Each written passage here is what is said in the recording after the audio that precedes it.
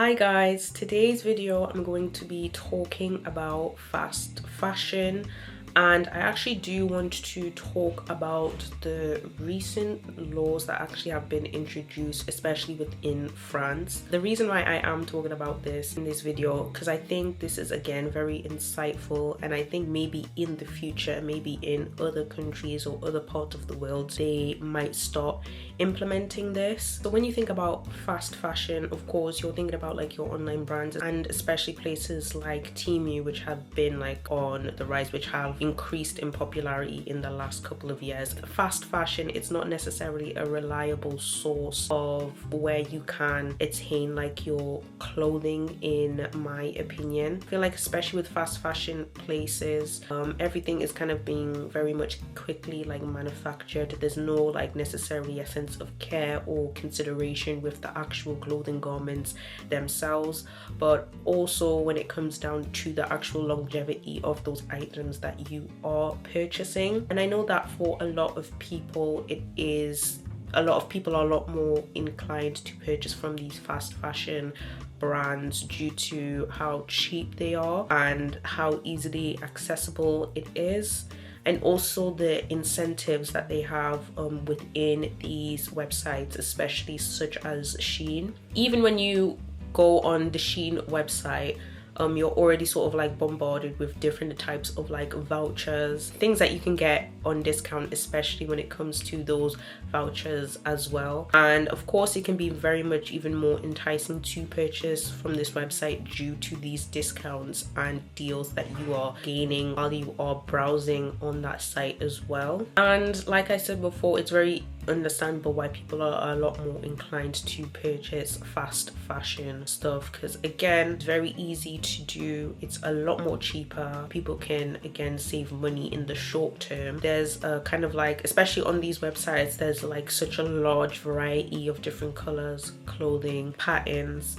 but when we really look down into like the material composition of these items that people are purchasing from these websites such as like Shein or Temu, it's not necessarily good quality clothing that's gonna last you for maybe 10 years on. I actually did speak about this on like my TikTok like briefly when I was talking about what I mean by that is with Shein, it's very hit and miss. It's not necessarily a trustworthy place when it comes to good quality clothing, and with that being sort of like 50-50 hit or miss, what ends up happening is that you end up sort of just wasting your money in the long term due to the materiality of these clothing. I mentioned earlier, France have actually introduced sort of like these new sort of like laws, legislations around fast fashion, which I actually do think that is going to be very much impactful in the future, and maybe other countries might see this and kind of start implementing it. So it says here, Fast Fashion Changes is the title, and it says on the 10th of June 2025, the French Senate passed the bill to regulate ultra fast fashion. Fast fashion with 337 votes in favor and only 1 against. And of course, France has passed this bill to target ultra fast fashion, introducing eco taxes, ad bans, and sustainability rules to tackle overconsumption and textile waste. And of course, it says here, France has taken a legislative step to curb the environmental and social costs of ultra fast fashion. And with proposed changes includes eco taxes, advertising bans, and mandatory sustainability disclosure. The bill marks one of the most comprehensive responses to date to the growing problem of fashion overproduction and textile waste.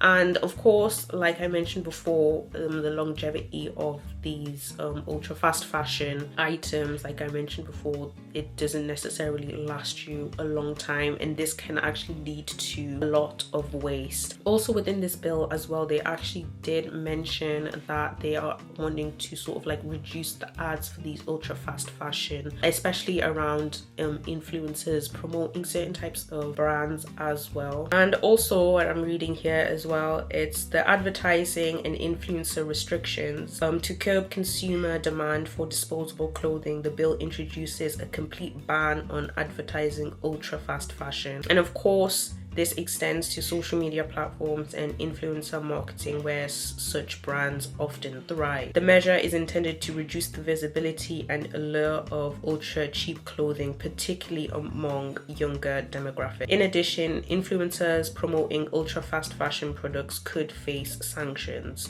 So of course that's sort of like supporting my statement of how these influencers can go online and just lie about the quality of clothing. And of course with all of this, it's just addressing a mounting crisis.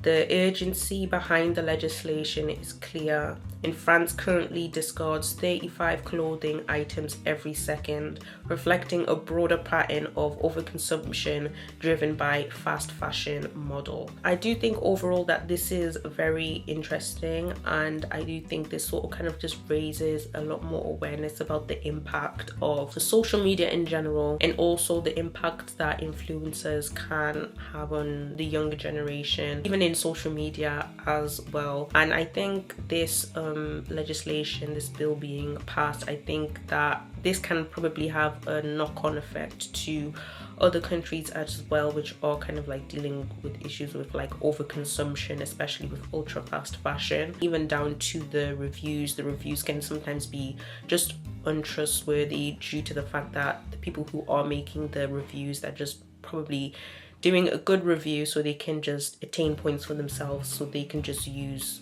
discounts and stuff like that. I think it's important just to think first, then purchase. I don't think that it's good to just purchase things just for the sake of it. I think there needs to be a sense of intention and reasoning of why you are wanting to purchase that item. And also it's fine to wear clothes again, it's fine to wear certain tops again. It's just all about how you wear it, how you style it, and just trying to make it something different.